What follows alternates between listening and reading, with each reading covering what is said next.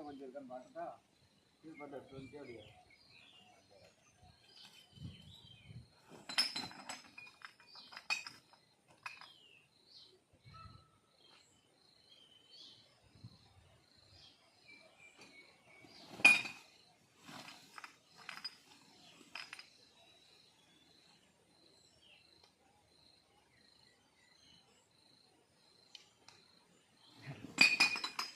அப்படியே சேர்ந்துருது. அது இப்படி கிளாஸில் ஊற்றினா தெரியாது சாமி. அந்த இது பேர் வர மாட்டா பாரு.